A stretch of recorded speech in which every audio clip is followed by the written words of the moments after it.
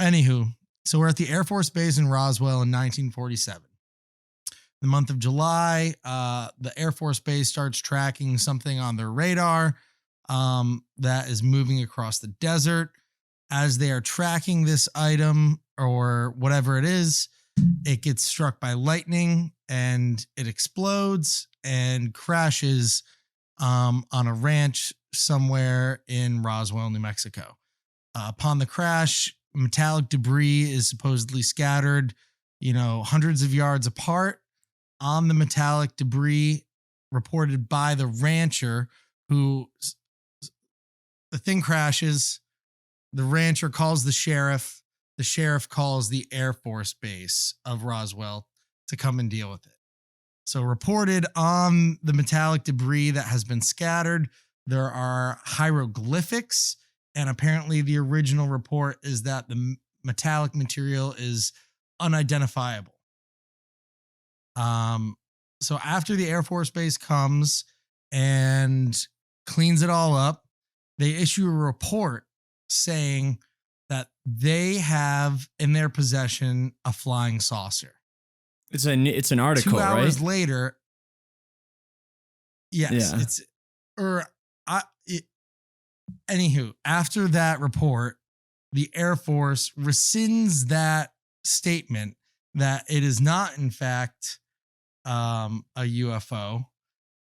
They take the debris from New Mexico, fly it, or they don't take that debris. A group of people fly to Dallas, apparently, take a photo with a crashed weather balloon and a radar operator in the photo, and claim that this photo that they are taking is what was reported in New Mexico.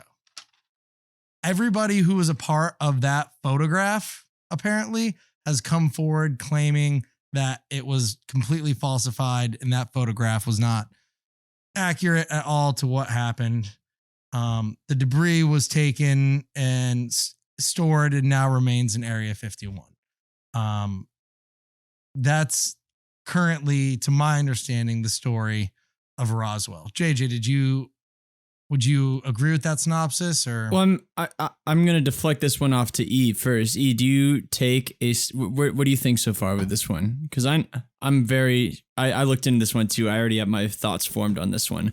You said that lightning strikes the thing and it explodes and scatters, or it crashes and then explodes.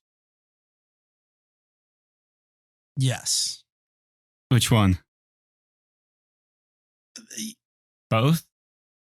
It happened, 60 years ago. I don't, I think that I don't know that the whole thing exploded. I think it probably crashed. Parts of it went flying all around.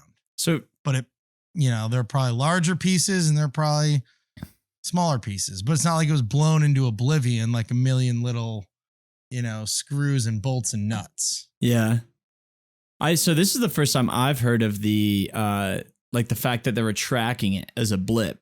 I hadn't heard that before, and that they knew it blew up, because where the story picked up for me, that the couple times I read it, was just on the farm. Walter Dusty Hankson, or whatever his name is, it reports it. So they were tracking it. Is that all we know about the tracking, Cheek?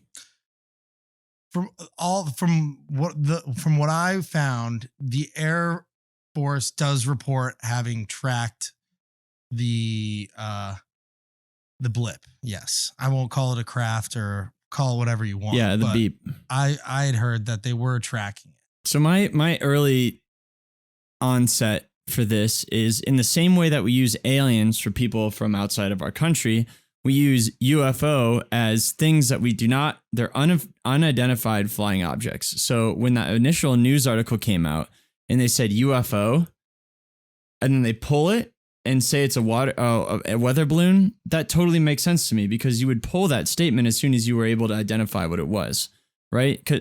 And that was at the early onset of aliens and stuff like that. So they didn't know the repercussions of what saying it was a UFO would do. No. They said that they had in their possession a flying saucer. Yeah, but it was also a flying. That's what I said. I saw that too. They said flying saucer, but they also use UFO in the first article. There's like a publication with that, and people freaked out. They're like, UFO, it's an alien thing, and then they rescinded that the next day. It was a weather balloon or something like that. And I've also heard that that the whole saucer thing was like a kind of like a misnomer in how they published that. And by I heard that, that's just one take I saw on it. But I don't know. So that sequence right there makes sense to me. Like it goes from UFO/saucer. It's the first day of publishing it. Then all of a sudden they receive the materials and boom, they know exactly what it is. And I saw that too, that they were saying that that a lot of people coming out that were part of the picture have said like, oh, that's not actually what happened anymore. We were kind of fudged into saying that was all part of the sham. So I don't know. As far as all the stories I looked up, Cheek, this one is the most credible to me. And I'm coming from the position of dissent on this. And I strongly don't believe that there's intelligent alien life on this earth that came down here via saucers. But out of all the claims, I think this one is the most credible because there is a lot of wonky tonk to it and there is some credible change. The rest of the stories I feel like are just, to me, seem like hearsay, and maybe you'll enlighten me a little more, but I don't know. What's your take on this, Chief? Well, how do you mean? Well, okay, so we're gonna dive into, I think, a good natural place to go here then is the other stories. There are two other stories that I wanted to focus on. Number one,